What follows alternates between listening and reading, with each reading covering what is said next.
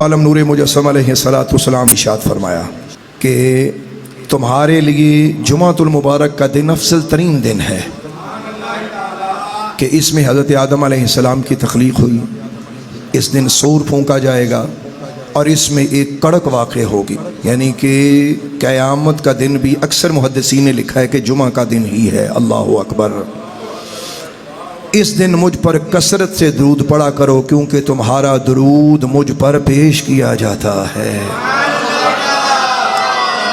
اچھا، اب یہ ابن ماجہ کی حدیث پاک ہے، کوئی ضعیف حدیث نہیں، صحاح ستہ کی کتاب ہے۔ اس پر ایک تبصرہ، علمی تبصرہ ہے، اس طرف نہیں جاتے، عام فہم بات کرتے ہیں۔ ذرا غور کیجئے گا کہ درود مردہ پر پیش کیا جاتا ہے یا زندہ پر پیش کیا جاتا ہے؟ میرا سوال ہے آپ سے۔ اور ہمیشہ کے لیے جب بھی کوئی امت میں درود پڑے گا رسول پاک پہ پیش کیا جائے گا، یا یہ اس وقت کی بات تھی جب سرکار دو عالم ظاہری حیات تھی، اب پیش نہیں کیا جاتا؟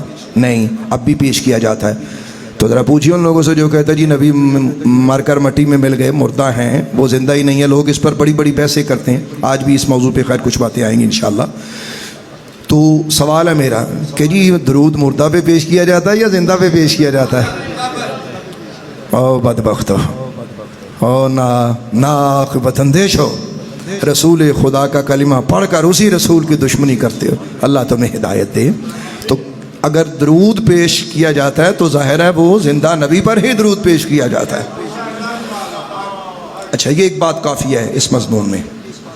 دوسرا، اب جب یہ سرکار دو عالم علیہ السلام نے ارشاد فرمایا نا، تو وہی ایک وہم جو ہر آدمی کے دل پہ ہے، مطلب صحابہ کے دل میں تھا، صحابہ نے کہہ دیا۔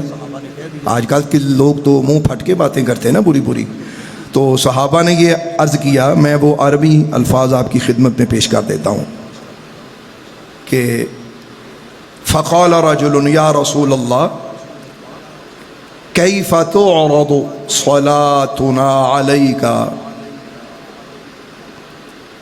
وقد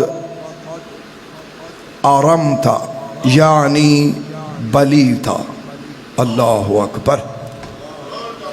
عرض کی یا رسول اللہ، آپ پہ درود کیسے پیش کیا جائے گا جب کہ آپ کا تو وصال ہو چکا ہوگا؟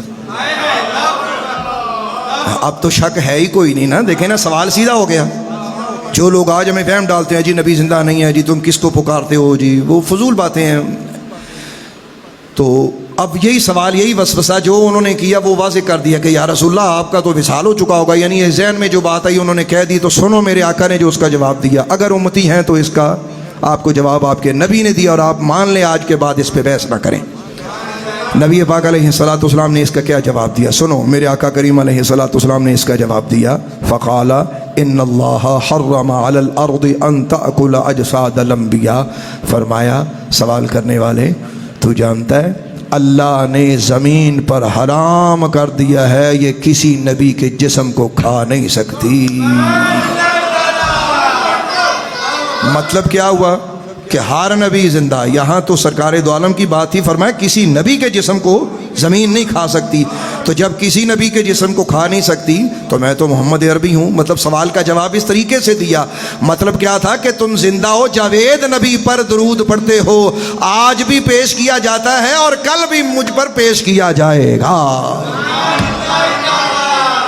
مسئلہ سمجھ میں آیا؟ دماغ میں بات آئی ہے؟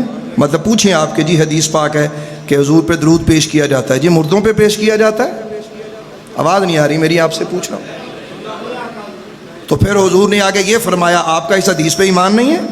آپ کو نہیں کہہ رہا، مطلب میں جن کو کہہ رہا ہوں بات سمجھا بھی کریں نا، آپ کو نہیں کہہ رہا کہ بھئی آپ کا اس حدیث پہ ایمان نہیں ہے کہ زمین پر حرام کیا اللہ نے، کسی نبی کا جسم کھا نہیں سکتی؟